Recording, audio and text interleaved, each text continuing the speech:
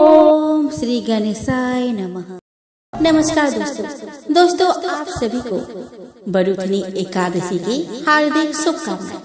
ईश्वर आप सभी के व्रत एवं उपवास को स्वीकार करे, आप सभी की सारी मनोकामनाएं पूरी हो। दोस्तों आज इस वीडियो में मैं आपके लिए लेकर आ रही हूँ बरुथनी एकादशी की पावन व्रत कथा। दोस्तों द्वापर युग में लाखों दैत्यों और अहंकारी राजाओं ने पृथ्वी पर रहने वाली प्रजा को भयभीत कर रखा था। उनसे त्राण पाने के लिए पृथ्वी ने गौ का रूप धारण किया और ब्रह्मा जी के पास जाकर उनसे अपनी करुण कथा सुनाई। ब्रह्मा जी ने पृथ्वी के कष्टों को सुनकर उसे आश्वस्त किया और वे भगवान शंकर व अन्य देवगणों को लेकर पृथ्वी के साथ भगवान के धाम क्षीर सागर के तट पर गए। भगवान जगत के स्वामी है और सभी के कष्टों को हरने वाले हैं। ब्रह्मा जी ने भगवान की स्तुति करके पृथ्वी के कष्टों की गाथा उन्हें सुनाई तो भगवान ने उनसे कहा कि ब्रह्मा जी, पृथ्वी के कष्टों के विषय में मुझे ज्ञान है, मैं शीघ्र ही यदुकुल में जन्म लूंगा। उस समय सभी देवगण अपने अपने अंश से वहाँ ग्वाल बाल और गोपियों के रूप में जन्म लेंगे और मेरी प्रिय माला श्री राधा के सेवा के लिए तैयार हो जाएंगे। भगवान शेष भी मेरे बड़े भाई के रूप में वह अवतार लेंगे, तभी मैं पृथ्वी का भार हल्का करने का प्रयत्न करूंगा। ब्रह्मा जी, पृथ्वी और अन्य देवगण भगवान की इच्छा जानकर संतुष्ट हुए और अपने अपने धाम को चले गए। उन दिनों मथुरा राज्य में यदुवंशियों का शासन था। मथुरा के राजा उग्रसेन थे और उनके माथुर मंडल और सुरसेन मंडल का शासन यदुवंशी राजा सुरसेन करते थे। सुरसेन ने अपने पुत्र वसुदेव का विवाह महाराज उग्रसेन के भाई देवक के पुत्री देवकी से किया था। विवाह के उपरांत वासुदेव अपनी नव विवाहिता पत्नी देवकी को विदा करके ले जा रहे थे। अपनी चचेरी बहन देवकी को प्रसन्न करने के लिए महाराज उग्रसेन के पुत्र कंस ने उसके रथ की घोड़ों की लगाम अपने हाथों में पकड़ ली और स्वयं रथ को हाँकने लगा। देवक ने प्रचुर धन धान्य देकर अपने पुत्री को विदा किया था। महल से कुछ दूर जाने पर ही आकाशवाणी ने कंस को संबोधित करते हुए कहा, जिसको तू रथ में बैठाकर लिए जा रहा है, उसके गर्भ की 8वीं संतान तुझे मार डालेगी। कंस बड़ा दुष्ट और पापी था, वह भोज वंश का एक कलंक था। आकाशवाणी सुनते ही उसने तलवार खींच ली और अपनी बहन की चोटी पकड़कर उसे मारने के लिए तैयार हो गया। उसके इस धृष्टता को देखकर वहाँ हाहाकार मच गया। उसके इस कृत्य को देखकर वसुदेव जी ने उसे शांत करते हुए कहा कि राजकुमार, आप भोज वंश के होनहार युवराज हैं और अपने वंश की यश कीर्ति बढ़ाने वाले हैं। बड़े बड़े सूरवीर अपने वीरता की प्रशंसा करते हैं। इस शुभ अवसर पर अपनी बहन का वध करना क्या आपके गौरव के अनुकूल होगा? वीरवर, जिसने जन्म लिया है उसकी मृत्यु तो निश्चित है। जब इस शरीर का अंत हो जाता है तब जीव अपने कर्मों के अनुसार दूसरा शरीर धारण कर लेता है। यह प्रकृति का सत्य नियम है। दूसरा शरीर प्राप्त करके वह पहले शरीर के कर्मों को भूल जाता है। इसीलिए अपना कल्याण चाहने वालों को दूसरों से बैर नहीं करना चाहिए। कंस, यह आपकी छोटी बहन है, यह अभी बच्ची है, इसे तो आपको अपनी कन्या के समान समझना चाहिए। अभी अभी तो इसका विवाह हुआ है, ऐसे में इसका वध करना कहाँ तक उचित है? आप ही इस पर विचार कीजिए। इस प्रकार वसुदेव जी ने उसे समझाने का प्रयास किया, परंतु वह क्रूर अन्याय तो अपने संकल्प पर अड़ा ही हुआ था। उसका हठ देखकर वसुदेव जी ने सोचा कि बुद्धिमान पुरुष को अपने बुद्धि कौशल से मृत्यु को टालने का प्रयत्न करना चाहिए। विधाता की जो इच्छा है वो तो होगा ही। उन्होंने मुस्कुराकर कंस से कहा, सौम्य, आपको देवकी से नहीं इसके पुत्र से भय है, सो मैं इसके पुत्रों को लाकर आपको सौंप दूंगा, यह मेरा वचन है। वसुदेव के ऐसा कहने पर कंस ने अपनी तलवार म्यान में रख ली और बोला कि मुझे आप पर भरोसा है, किंतु यदि मेरे साथ छल किया गया तो मैं किसी को भी नहीं छोड़ूंगा। वसुदेव जी देवकी के साथ अपने घर चले गए। समय आने पर देवकी ने कीर्तिमान नामक पुत्र को जन्म दिया। वसुदेव जी ने सीने पर पत्थर रखकर अपने पुत्र को लाकर कंस को सौंप दिया। जब कंस ने देखा कि वसुदेव जी ने अपने वचन का पालन किया है तो वह बड़ा प्रसन्न हुआ। उसने हंसकर वसुदेव जी से कहा कि वसुदेव जी, आप इस बालक को ले जाइए, इससे मुझे कोई भय नहीं है, क्योंकि आकाशवाणी के अनुसार देवकी के गर्भ से उत्पन्न 8वें पुत्र द्वारा मेरा वध होगा। उसे आने दीजिए, तब देखेंगे। ठीक है कहकर वसुदेव जी उस बालक को लेकर वापस चले गए, परंतु मन ही मन वे संकित अवश्य रहे। इधर देवऋषि नारद कंस को उकसाने के लिए उसके पास आए और बोले कि कंस, तुम बड़े भोले हो। वह सभी देवगण तुम्हारी मृत्यु की योजना बना रहे हैं और तुम हो कि देवकी के पहले और 8वें पुत्र की बात सोच रहे हो। क्या पता यह पहला पुत्र ही 8वां हो। पीछे से गणना करने पर यही 8वां बैठेगा। ऐसा कहकर नारद जी उसके मन में संदेह पैदा करके चले गए। उसने तत्काल अपने सैनिकों को भेजकर वसुदेव और देवकी को बंदी बनवाकर बुलवा लिया और उसे बंदी गृह में डाल दिया। उसने पहले वाले पुत्र के साथ साथ जो भी पुत्र होते गए उन सभी को मार डाला। उसे शंका बनी रहती कि पता नहीं कौन सा बालक विष्णु का अवतार बनकर आ जाए। कंस जानता था कि पूर्व जन्म में वह कालनेमी नामक असुर था और उसे विष्णु ने मार डाला था। उसने भयभीत होकर विरोध करने वाले अपने पिता उग्रसेन को भी बंदी गृह में डलवा दिया और स्वयं मथुरा का शासक बन बैठा। उसने घोषणा करा दी कि उसके राज्य में जो भी नवजात शिशु दिखाई दे उसे तत्काल मार डाला जाए। उसकी इस आज्ञा से सारी प्रजा भयभीत हो उठी। उसके अत्याचार दिन प्रतिदिन बढ़ने लगे। कंस एक तो स्वयं बड़ा बली था, दूसरे उसे मगध सम्राट जरासंध की सहायता और मित्रता प्राप्त थी। कितने ही असुर और क्रूर राजाओं के साथ उसकी मित्रता थी। उनमें प्रलंबासुर, बकासुर, चाणूर, मुष्टिक, तृणावर्त, आघासुर, अरिष्टसुर, द्विविद, पूतना, केसी और धेनुक प्रमुख थे। ये सभी अत्यंत बलशाली थे। बारासुर और भौमासुर भी उसके सहायक थे। इन्हें साथ लेकर वह यदुवंशियों पर बड़ा अत्याचार किया करता था, जिसके कारण वे वहां से भागकर इधर उधर दूसरे प्रदेशों में जा बसे। कंस ने एक एक करके देवकी के 6 बालकों को मार डाला। 7वें गर्भ के रूप में शेष जी भगवान के अंश रूप में आ गए। एक और देवकी को हर्ष हुआ और दूसरी ओर कंस द्वारा उसे मारे जाने का भय भी सताने लगा। तब विश्वात्मा भगवान ने अपने योग माया से कहा कि देवी कल्याणी, तुम्हारे ब्रज में जाने का समय आ गया है। वह प्रदेश ग्वालों और गौओं से सुशोभित है, जहाँ नंद बाबा के गोकुल में वसुदेव जी की पत्नी रोहिणी गुप्त रूप से निवास करती है। इस समय मेरा शेष रूपी अंश देवकी के गर्भ में स्थित है। तुम उसे वहाँ से निकालकर रोहिणी के गर्भ में रख दो। अब मैं अपने संपूर्ण ज्ञान और बल के साथ देवकी का पुत्र बनूंगा और तुम नंद बाबा की पत्नी यशोदा के गर्भ से जन्म लेना। पृथ्वी पर लोग तुम्हें अनेकों नामों से पुकारकर तुम्हारी भक्ति करेंगे। तुम्हें नव दुर्गा का रूप देंगे। भगवान का आदेश स्वीकार करके योग माया ने वैसा ही किया जैसा उन्होंने कहा था। योग माया ने जब देवकी का गर्भ ले जाकर रोहिणी के गर्भ में रख दिया तो सभी ने बड़े दुख के साथ यही कहा कि देवकी का गर्भ पूरा होने से पहले ही गिर गया। इसके कुछ समय बाद भगवान अपने संपूर्ण कलाओं के साथ वसुदेव जी के मन में जा बसे और गोकुल में योग माया नंद बाबा के मन में जा बसे। भगवान के उस ज्योतिर्मय अंश को देवकी ने अपने गर्भ में ग्रहण किया और यशोदा ने योग माया के अंश को। देवकी के गर्भ ग्रहण करते ही कारागार में एक विचित्र प्रकार की आभा प्रस्फुटित होने लगी। देवकी के मन का डर भी स्वतः ही समाप्त हो गया और उसका मन परमात्मा की आराधना में लगा रहने लगा। उसके मुख पर पवित्र मुस्कान रहने लगी।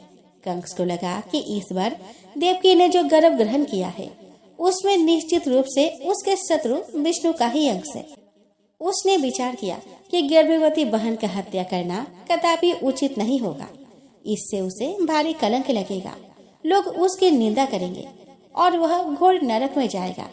इसीलिए वह भगवान के प्रति दृढ़ वैर भाव को मन में रखकर उनके जन्म की प्रतीक्षा करने लगा। वह उठते बैठते, खाते पीते, सोते जागते, चलते फिरते अर्थात सदैव भी श्री कृष्ण के चिंतन में ही लगा रहने लगा। बंद गृह में उसने पहरा और भी कड़ा कर दिया। पल पल की वह सूचना लेता रहा। उसी दौरान भगवान शंकर और ब्रह्मा जी सूक्ष्म रूप में बंदी गृह में आए। श्री नारद जी उनके साथ थे। वे सभी सुमधुर वचनों से श्री हरि की स्तुति करने लगे कि हे प्रभु, आप सत्य संकल्प है, सत्य ही आपका रूप है और सत्य ही श्रेष्ठ कारण है। सृष्टि के पूर्व और प्रलय के बाद आप ही स्थित रहते हैं। संसार की स्थिति असत्य होते हुए भी आपकी स्थिति के कारण सत्य प्रतीत होती है। पंच महाभूतों के दृश्यमान सत्यों के कारण आप ही है। आप सभी जीवों में दृष्टा रूप से विराजमान रहते हैं। आप जगत का कल्याण करने वाले हैं। इसीलिए इस दृश्यमान जगत के आप परमार्थ स्वरूप है। इसीलिए इस दृश्यमान जगत के आप परमार्थ स्वरूप है। आप समदर्शी हैं। प्रभु, हम आपके शरण में आए हैं। इस संसार रूपी वृक्ष के दो ही पक्षी है, एक जीव और दूसरा आप स्वयं परमात्मा। इस वृक्ष की उत्पत्ति के आधार भी आप ही है। आप ही इसमें स्थित रहते हैं और आप ही इसे नष्ट कर देते हैं। हे सर्वेश्वर, आप सभी कष्टों को हरने वाले हैं। आपके अवतार लेने से ही इस धरती से दुष्टों का विनाश होगा और धरती का भार हल्का होगा। आपने अनेक बार अवतार लेकर पृथ्वी का भार हल्का किया है। इस बार भी आप पृथ्वी का भार हरण करेंगे। हे यदुनंदन, हम आपके चरणों की वंदना करते हैं। ऐसा कहकर देवकी को आशीष देकर वे सभी वहां से प्रस्थान कर गए। देवकी का मन अत्यधिक उत्साह से भर गया। रोहिणी नक्षत्र आने पर आकाश के सभी ग्रह, नक्षत्र और तारे शांत हो गए। सुबह गुरु से युक्त अत्यंत सुहावना वक्त आ गया। देवकी और वसुदेव का अंतःकरण पूरी तरह शुद्ध हो गया। भगवान के आविर्भाव का समय आ गया था। दिशाएं स्वच्छ एवं प्रसन्न थी। निर्मल आकाश में तारे जगमगा रहे थे। पृथ्वी पर सर्वत्र मंगलमय वातावरण उपस्थित हो गया था। नदियों का जल शांत था। सरोवर में रात्रि में भी कमल खिले थे। वन में वृक्षों पर रंग बिरंगे पुष्प खिले थे। पक्षी चहचहा रहे थे और भौरे गुंजार कर रहे थे। शीतल, मंद और पवित्र वायु चल रही थी। ब्राह्मणों के अग्निहोत्र की कभी न बुझने वाली अग्नियां, जो कंस के अत्याचारों से बुझ गई थी, सहसा अपने आप जल उठी। सभी देवगण आकाश में पुष्पों और वाद्य यंत्रों को पकड़े भगवान के जन्म की प्रतीक्षा कर रहे थे। किन्नर और गंधर्व मधुर स्वरों में भगवान की स्तुति कर रहे थे। भगवान के अवतार का समय आ गया था। चारों ओर घनघोर अंधकार का साम्राज्य फैला था। तभी भगवान श्री हरि ने देवकी के गर्भ से 16 कलाओं से पूर्ण चंद्रमा के समान जन्म लिया। वसुदेव जी ने अपने सामने कमल के समान बड़े बड़े नेत्रों वाले श्याम वर्ण मेघ के समान बालक को देखा तो वे देखते रह गए। उसके घुंघराले बाल, बिंबा फल के समान रक्तिम ओठ, स्वस्थ और कोमल शरीर, वक्ष स्थल पर स्वस्तिक का चिन्ह, हथेलियों में चक्र, पद्म, गदा और शंख के अद्भुत चित्र, गले में वैजयंती माला, कटी में करधनी और पीताम्बर की लंगोटी पहने वह बालक सूर्य की किरणों के समान उद्भासित हो रहा था। उस बालक की अद्भुत छटा देखकर वसुदेव जी की आंखें एकटक उसी पर लगी रही। तभी उन्हें आकाश से सुमधुर शंखों की, मृदंगों की, वीणा की, बांसुरी की और ढोलों की ध्वनियां सुनाई देने लगी। लग रहा था जैसे स्वर्ग के देवता भगवान के जन्म पर अपनी प्रसन्नता प्रकट कर रहे हो। वसुदेव जी का मन परमानंद में लीन हो गया। भाद्रपद कृष्ण पक्ष की अष्टमी तिथि को अर्धरात्रि में भगवान श्री कृष्ण का जन्म हुआ। श्री कृष्ण जन्म उत्सव मनाने की उतावली में उन्होंने उसी समय ब्राह्मणों को 10,000 गायों को देने का संकल्प कर लिया। उन्होंने भगवान स्तुति करते हुए कहा कि हे प्रभु, मैं समझ गया कि आप प्रकृति से परे साक्षात पुरुषोत्तम है। आप सभी बुद्धियों के एकमात्र साक्षी है। आप अंतर्यामी, परमार्थ स्वरूप और आत्म स्वरूप है। आप समस्त क्रियाओं, गुणों और विकारों से रहित है। फिर भी इस जगत की सृष्टि, स्थिति और प्रलय आपके द्वारा ही होती है। तीनों गुणों के आश्रय और समस्त जीवों की आत्मा आप ही है। आप सर्वशक्तिमान है और सभी के स्वामी है। इस संसार की रक्षा के लिए आपने मेरे घर में जन्म लेकर मुझे कृत्य कर दिया है। देवताओं के आराध्य देव, हे प्रभु, यह कंस बड़ा दुष्ट है। इसे जब से यह पता चला है कि आपका अवतार मेरे घर में होने वाला है, तब से उसने हमें यहाँ बंदी गृह में डाला हुआ है। उसने भयभीत होकर आपसे पहले होने वाले हमारे सभी बालकों को मार डाला है। अभी उसके दूत आपके जन्म का समाचार जब उसे जाकर देंगे तो वह शस्त्र हाथ में लिए यहाँ दौरा चला आएगा और आपको उठा ले जाएगा। ऐसा कहकर वसुदेव दुखी होने लगे। देवकी ने जब देखा कि उसका यह बालक अन्य सभी बालकों से विलक्षण है तो वह भी चिंतित हो उठी। वह वसुदेव जी से बोली कि स्वामी, वेदों ने भगवान के जिन लक्षणों का उल्लेख किया है वे सभी इस बालक में मुझे दिखाई दे रहे हैं। भगवान होते हुए भी मानव जीवन के सभी भौतिक लक्षणों से यह युक्त है। इस रूप में जो जन्म लेता है उसकी मृत्यु भी निश्चित है। मृत्यु का यह कराल मुख जीव को भयभीत किए रहता है। अपने इस बालक के प्रति मेरी चिंता स्वाभाविक है। वैसे तो भगवान हमारी रक्षा करने वाले हैं, किंतु इस बालक की सुरक्षा के लिए मेरा मन अत्यधिक भयभीत हो रहा है। आप कुछ भी कीजिए पर मेरे इस बालक को बचाइए, अन्यथा कंस किसी भी क्षण यहाँ आ सकता है। यह मेरा अहोभाग्य है कि मुझे इस अद्भुत बालक की माता होने का सौभाग्य प्राप्त हुआ है। फिर भी मेरा मन बड़ा भयभीत है। उसी समय उस बालक के मुख से बोल फूट पड़ी। वह बोला कि माते, भयभीत मत हो, कंस मेरा कुछ भी अहित नहीं कर सकता। पूर्व काल में जब स्वयंभुव मनु के काल में तुम्हारा जन्म हुआ था, तुम्हारा नाम वृष्णि था और वसुदेव सुतपा नाम के प्रजापति थे। तुम दोनों के हृदय अत्यंत शुद्ध थे। जब ब्रह्मा जी ने तुम दोनों को संतान उत्पन्न करने की आज्ञा दी, तब तुम लोगों ने इंद्रियों का दमन करके उत्कृष्ट तपस्या की थी। उस कठोर तपस्या में तुमने सदैव मेरा ही स्मरण किया था। तुम्हारी यह तपस्या देवताओं के 12,000 वर्ष तक चलती रही थी। उसी समय तुम्हारी भक्ति देखकर मैं प्रसन्न हुआ था। तुम दोनों ने मेरे द्वारा वर मांगने के लिए कहने पर मेरे जैसा पुत्र मांगा था। मेरी माया से मोहित होने के कारण तुमने मोक्ष नहीं मांगा था। तब मैं तथास्तु कहकर चला गया था। उस बलिदान के स्वरूप इस काल में मैंने तुम्हारे घर में जन्म लिया था। संसार में शील स्वभाव, उदारता और अन्य गुणों में मेरे जैसा कोई नहीं है। तब मैं तुम्हारे पुत्र प्रियश्री गर्भ के रूप में विख्यात हुआ था। फिर दूसरे जन्म में तुम हुई अदिति और वसुदेव हुए कश्यप। उस समय भी मैं तुम्हारा उपेंद्र नामक पुत्र हुआ। तब मैं छोटा होने के कारण वामन रूप में विख्यात हुआ। तुम्हारे यहाँ इस तीसरे जन्म में भी मैं तुम्हारे पुत्र के रूप में जन्मा हूँ। मेरी वाणी सदैव सत्य होती है। मैंने तुम्हें पूर्व अवतारों का स्मरण कराने के लिए अपना यह रूप दिखाया है। तुम दोनों मेरे प्रति सदैव पुत्र भाव ही रखना। ब्रह्म भाव तुम्हारे मन में ही रहना चाहिए। इस प्रकार वात्सल्य, स्नेह और परम पद की प्राप्ति तुम्हें होगी। भगवान इतना कहकर चुप हो गए।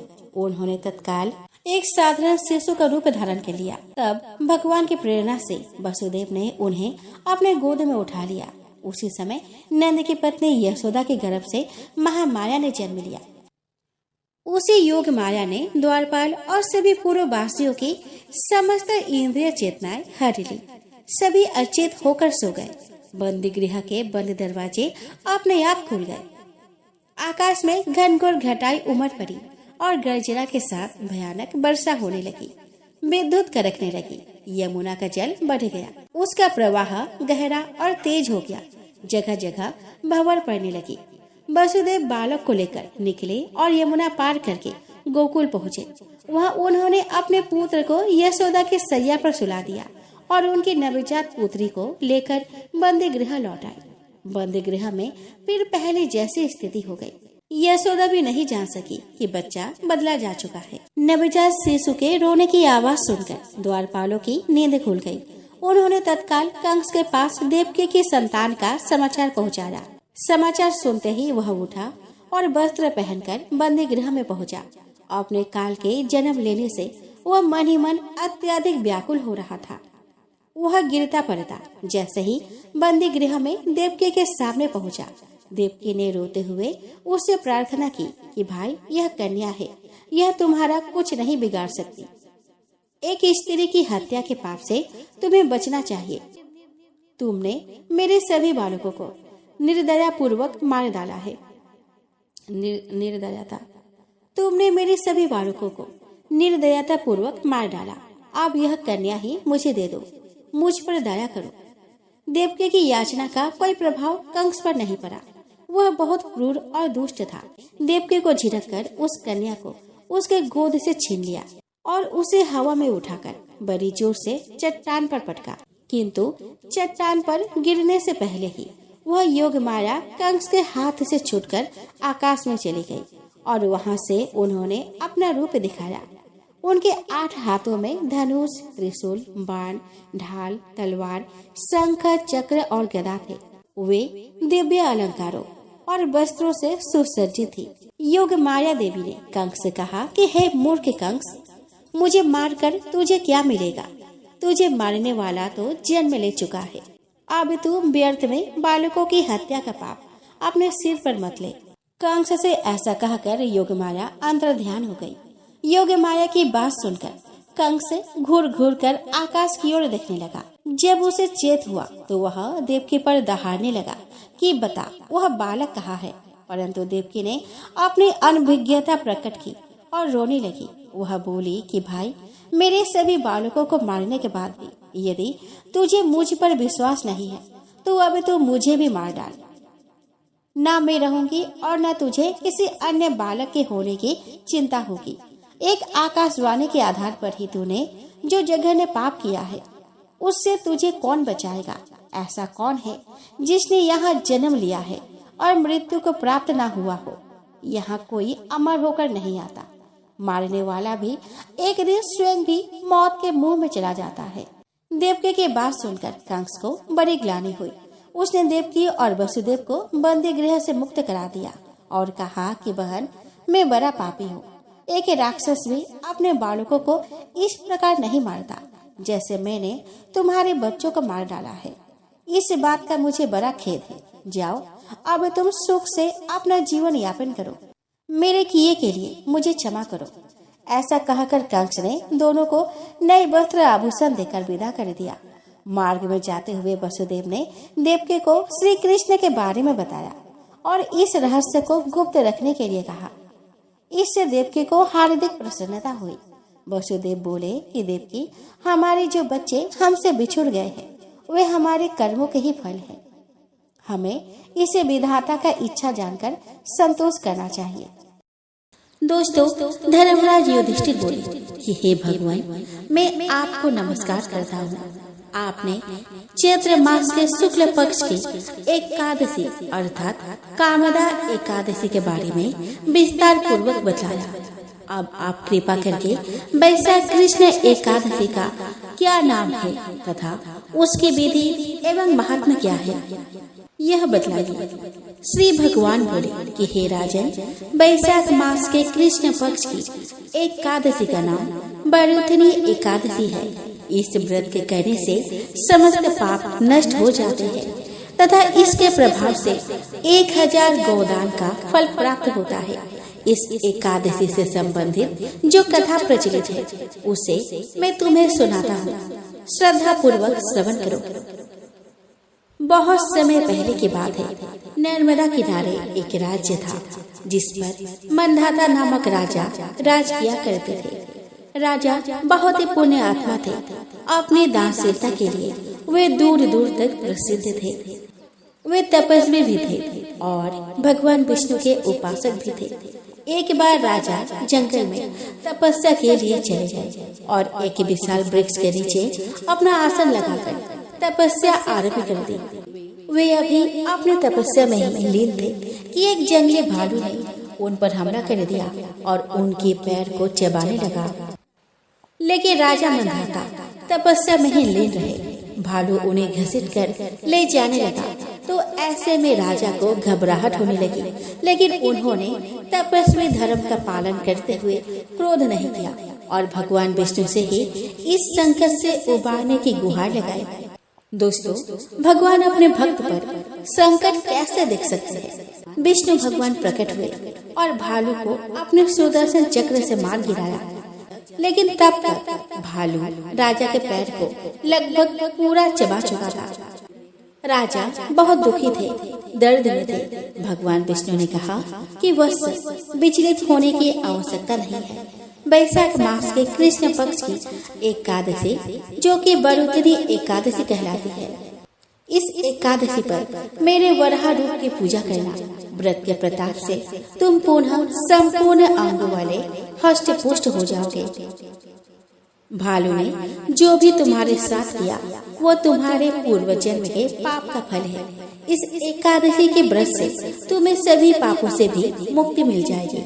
भगवान की आज्ञा मानकर मंधाता ने वैसा ही किया और व्रत का पालन करते ही उसे जैसे नव जीवन मिला हो। वे फिर से हष्ट पुष्ट हो गया। अब राजा और भी अधिक श्रद्धा भाव से भगवत भक्ति में लीन रहने लगे। जो भी व्यक्ति भय से पीड़ित है उसे बढ़ोतरी एकादशी का व्रत रखकर भगवान विष्णु का स्मरण करना चाहिए। इस व्रत को कहने से समस्त पापों का नाश होकर मोक्ष मिलता है।